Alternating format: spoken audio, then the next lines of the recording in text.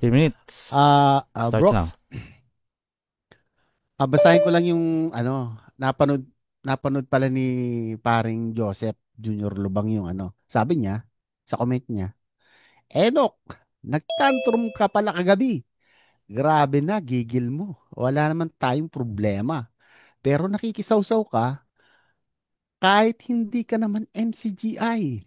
Mag-inom na lang kayo ni Budoy sa podcast. Di ba, Brooks? Brooks, sabay ngiti. Naalala nyo pa ba ang mga nagsasalita pa si Don Juan sa podcast? Siyempre, naalala ka namin. Dati ka naming kapanelist dito, siyempre. Madalas pagtawanan si Enoch ni Broccoli at Vlogcaster para kasing gago mag-share ng Bible verse. Oh, talaga, gago pala ako mag-share ng Bible verse eh. Galing mo, boy. Ngayon, feeling niya, close na sila ni Budoy. Hay, nako. Close tayo, di ba, Brox? Yes, close Opo, opo. kami. Mm. Yes Oh, po. may problema ka? Oh. Ano pakiramdam, Enoch, habang binababoy ni Broccoli ang Diyos at Bible sa harapan mo? Wala. Eh kasi nga, agnostic sila eh, atheist sila eh. Oo, malawak ang isip ko kaysa sa'yo. Yun lang yun. Alam mo yan, magkakasama tayo sa Zoom. Kaya nga ako umalis eh. Kaya ka umalis dahil dito. Eh kung may ilabas akong video na ang Diyos mo si Satanas. Ano? What? Oh my Oh, gosh. Brooks. Ang Diyos niya si Satanas. Mali daw Grabe. yung unawa ng mga Kristiyano, maraming Kristiyano, na yung ahas doon sa halaman ng Eden, eh hindi masama.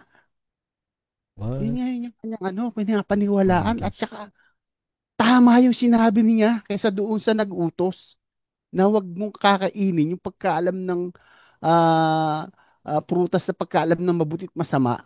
Eh mali daw yun, tama daw si Satanas. Meron ba akong resibo? Meron. Abangan.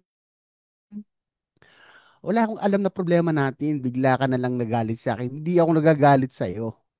Nagtataka lang kami kung ano ang ikinagagalit mo sa Broccoli TV.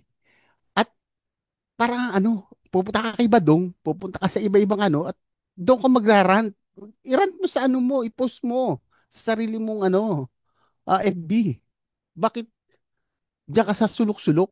Nakikomento ka. Kumbaga wala sa tono. Kung meron mang live si Badong, tapos sasalaksak mo yung rant mo sa amin, eh kumakanta ka ng sintunado. Ano nangyayari sa'yo? Di ba? Bakit nakikisaw-saw ka kay Badong na iba naman yung kanyang tema, tapos babanata mo ng ganyan? Di ba? Nakita mo, sabi niya.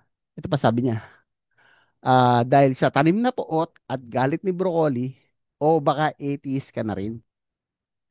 Hindi ako atheist. Magpapalabas, magpapalabas ako ng sinabi mo na mabubuti ang atheist. Mababait ang atheist. Abangan mo yan, Lubang. Hindi ako magsasalita rito nang walang resibo. Ha? Tapos sabi mo, Anunnaki Enoch, naniniwala, my creator. Ako ba ang Anunnaki Enoch? Eh, ikaw nga yung nagsasabi rito na yung Bible mali. Mali ang mga Bible. Tapos, nakakita ka ng may tamang nag-translate. Eh, hindi mo naman sinishare dito. Sinasarili mo lang. Dapat i-share mo naman. Baka sakaling marami kang maligtas na mali nga yung translation ng Biblia. At alam mo ba, nung may usapan kami ni Brad Absurd regarding Mateo Gis tungkol doon sa iiwanan ng lalaki ang kanyang asawa, kanyang ina. Aba, nagkomento ka pa nga. Alam mo, wala naman akong pakialam diyan kung sino ang kausap diyan eh. Imaginein mo, ang kausap ni Kristo, mga apostol. Tapos babanggitin mo, eh, wala naman akong pakialam diyan kung sino ang kausap diyan eh. Ay, atindi mo. Wala kang pakialam kung ang sino kausap ng Panginoon sa Kristo. Makikita mo yan, may resibo yan. Pero eto ang magandang resibo. Kaibigan Joseph, ano masasabi mo sa Broccoli TV podcast? Ano masasabi mo? Let's play. Yung magpe-play. Brox, wala share. Asan ba? Wala, hindi yata ka nakashare. Hindi, naka ano yan, activate. Okay, share mo lang. Activate? Ganon? Yun.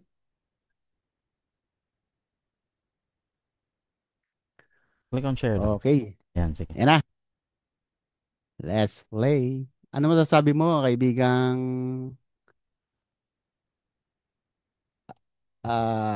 Don Juan De Marco? Ano lang comment kay Totoy Bibo. Ano sa'yo to, Totoy Bibo? Wala ka na makikitang podcast na katulad nito. Dito, iba-iba ng paniniwala. May Bible believer, may INC, may Christian, may Muslim, may INC, Catholic. may Catholic. Lahat nandito at may atheist. Pero wala ditong away. Wala ditong nagmurahan.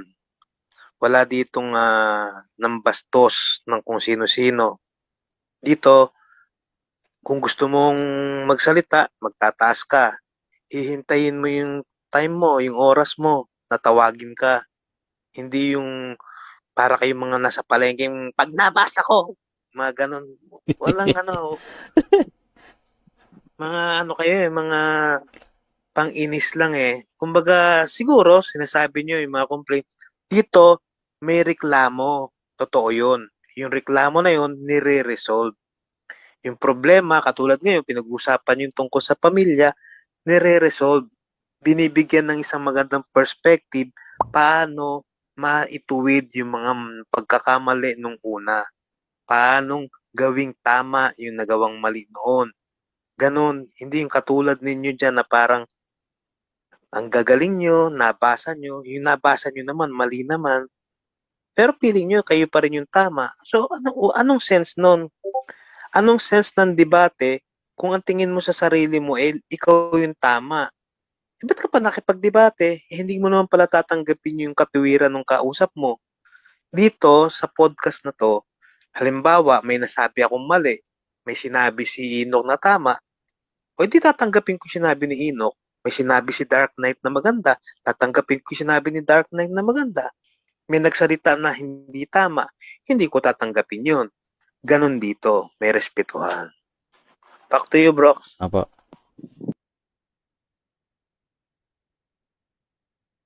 Grabe. Ayun, Brox. Ano masasabi mo, Brox, sa kanyang commentary regarding Broccoli TV? Napakaganda po. Very truthful. Totoo naman po yan. Binibigyan ng chance lahat magsalita dito. We disagree and learn from it. Ganun po dito. Wala pong Tsaka moral. bukal sa kanyang kalooban, buong puso't kaluluwa nang sinabi niya yan. Pinilit mo ba siyang magsalita ng ganon? Brox, pinilit mo? Ay, hindi po. Siya lang po yun. Nung ano pa siya. Okay pa yung basta. So, Baka naman pinatukan mo ng kutsilyo, Brox. Ikaw talaga. Oh. Ay, hindi po. Free will okay, niya po yun. Brox.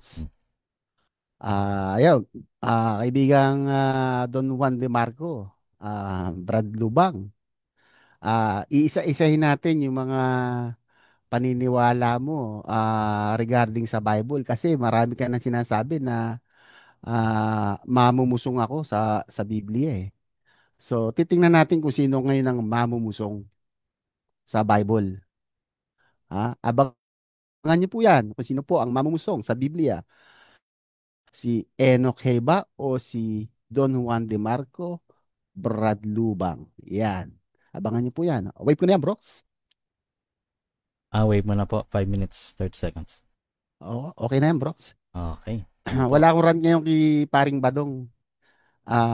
Binibigyan ko siya ng ng kapangahinga ng kaluluwa.